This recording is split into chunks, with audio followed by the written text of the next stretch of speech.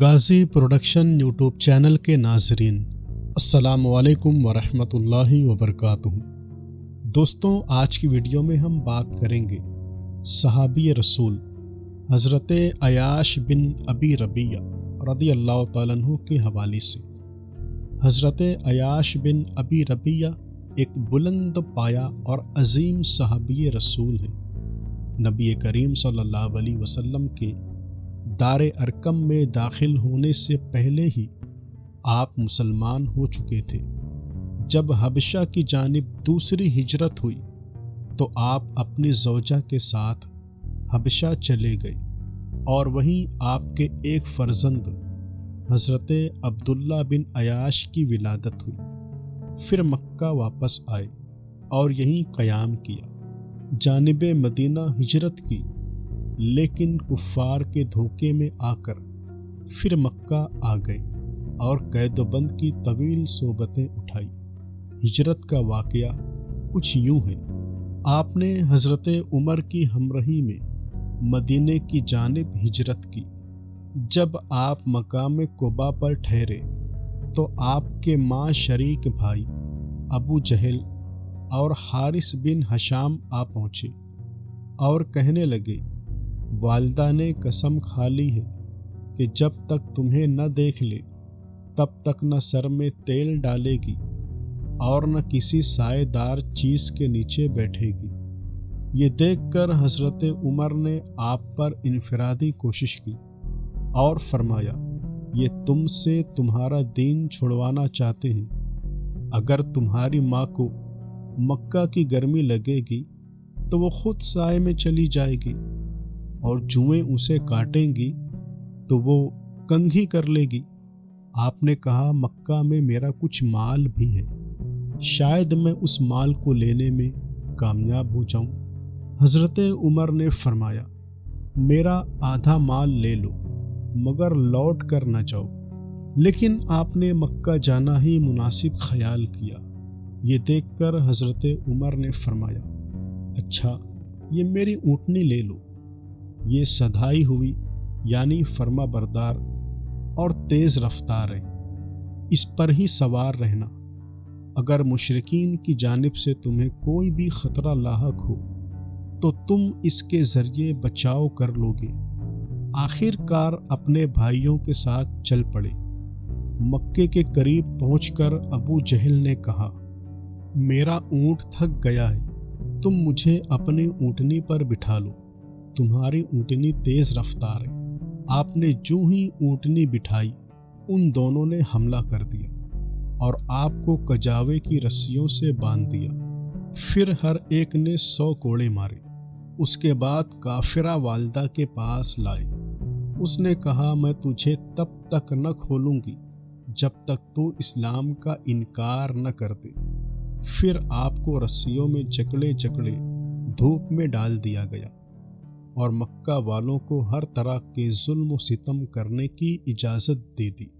اسی قید میں غزوہ بدر، احد اور سن 5 ہجری معرکہ خندق کے ایام بھی گزر گئے، لیکن رہائی کی کوئی صورت نہ بن پائی۔ اتنا لمبا عرصہ آپ نے اسی قید و بند اور اسی ظلم کو سہتے ہوئے گزار دیا۔ واقعہ بدر سے پہلے اور بعد نبی کریم علیہ الصلوۃ والسلام کا آپ کے لیے دعا کرنا ثابت ہے۔ نبی کریم علیہ الصلوۃ والسلام یوں دعا کرتے، اے اللہ، تو عیاش بن ابی ربیعہ کو کفار کے ظلم سے نجات دے۔ بعض روایتوں میں ہے کہ 40 دن تک نبی کریم علیہ الصلوۃ والسلام دعا کرتے رہے، اے اللہ، نجات دے ولید بن ولید، عیاش بن ابی ربیع، ہشام بن عاص اور مکہ کے کمزور مسلمانوں کو۔ جب حضرت ولید اپنے گھر والوں کی قید سے چھٹکارا پا کر حضور علیہ الصلوۃ والسلام کی بارگاہ میں حاضر ہوئے تو رسول کریم علیہ الصلوۃ والسلام نے فرمایا، کون ہے جو میرے لیے عیاش اور ہشام کو لائے؟ یہ کلمات سنتے ہی حضرت ولید نے کہا، یا رسول اللہ، میں آپ کے لیے ان دونوں کو لے کر آؤں گا۔ اس کے بعد حضرت ولید چھپتے چھپاتے مکہ آئے، حالات کا جائزہ لیا، یہاں تک کہ ایک عورت کو دیکھا، وہ کھانا لے کر جا رہی ہے۔ پوچھا کہاں جا رہی ہو؟ اس نے کہا ان دونوں قیدیوں کو کھانا دینے۔ حضرت ولید اس عورت کا پیچھا کرتے ہوئے اس مکان تک پہنچ گئے جہاں یہ دونوں حضرات قید تھے۔ اس مکان کی کوئی چھت نہ تھی۔ جب شام ہوئی تو حضرت ولید دیوار پھلانگ کر اندر کود گئے، پھر ایک پتھر لیا اور ان دونوں حضرات کی بیڑیوں کے نیچے رکھا اور تلوار کا بھرپور وار کر کے بیڑیوں کو توڑ ڈالا۔ پھر اپنے اونٹ پر ان دونوں کو بٹھا کر مدینہ لے آئے۔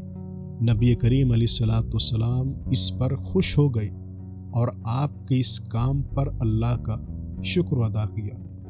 دوران قید حارث بن زید آپ کو کوڑے مارتا اور سخت سزا دیتا تھا۔ ایک مرتبہ آپ نے اس سے کہا اگر تو مجھے کسی جگہ تنہا ملا تو تجھے قتل کر دوں گا۔ بعد میں حضرت حارث مسلمان ہو گئے لیکن آپ کو معلوم نہ ہو سکا، لہٰذا فتح مکہ کے بعد آپ نے حضرت حارث کو مقام قباء میں قتل کر دیا۔ پتہ چلنے پر بارگاہ رسالت میں حاضر ہو گئے اور معاملہ گوش و گزار کر دیا۔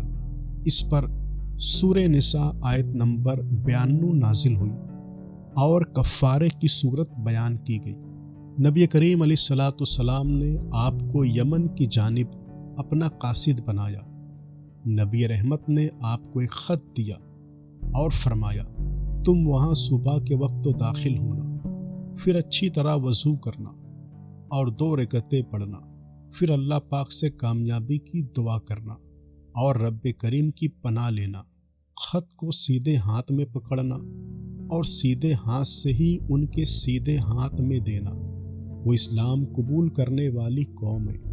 آپ فرماتے ہیں میں وہاں پہنچا تو دیکھا کہ وہ زیب و زینت سے آراستہ ہیں۔ میں انہیں دیکھتا ہوا آگے بڑھتا رہا یہاں تک کہ ایک جگہ جا کر رک گیا۔ وہاں 3 دروازے پر بڑے بڑے پردے لٹکے ہوئے تھے۔ میں درمیان والے دروازے میں داخل ہو گیا، پھر ایک بڑے صحن میں موجود قوم کے پاس پہنچا اور کہا میں رسول اللہ کا قاصد ہوں، اور جیسا مجھے حکم ملا تھا ویسا ہی کیا تو انہوں نے اسلام کی دعوت قبول کر لی۔ سب کچھ ویسا ہی ہوا جیسا حضور اکرم صلی اللہ علیہ وسلم نے فرمایا تھا۔ نبی کریم علیہ السلام کے ظاہری وصال کے بعد آپ شام تشریف لے گئے اور جہاد میں حصہ لیا، پھر مکہ تشریف لائے اور اپنی زندگی کے باقی دن یہیں گزار دیے۔ ایک قول کے مطابق ماہ رجب 15 ہجری جنگ یرموک میں کئی صحابہ شدید زخمی ہوئے۔ اسی حالت میں حضرت حارث بن حشام نے پانی طلب کیا۔ پانی پیش کیا گیا تو انہیں حضرت اکرمہ زخمی نظر آئے۔ انہوں نے پانی پیے بغیر فرمایا پانی اکرمہ کو دو۔ حضرت اکرمہ نے حضرت عیاش کو زخمی دیکھا تو پانی پیے بغیر فرمایا پانی انہیں دے دو۔ پانی ابھی حضرت عیاش کے پاس نہ پہنچا تھا کہ وہ شہید ہو گئے۔ یوں تینوں حضرات شربت شہادت سے سیراب تو ہو گئے لیکن پانی کا ایک قطرہ حلق سے نیچے نہ اتار سکے۔ دوستو یہ تھے حضرت عیاش بن ابی ربیع رضی اللہ تعالیٰ جن کی زندگی کے حوالے سے ہم نے کچھ باتوں کو سماعت کیا۔ امید ہے یہ ویڈیو آپ کو پسند آئی ہوگی۔ ویڈیو کو ضرور لائک کریں، چینل کو سبسکرائب کریں اور اپنی رائے کمنٹ میں ضرور بتائیں۔ السلام علیکم ورحمۃ اللہ وبرکاتہ۔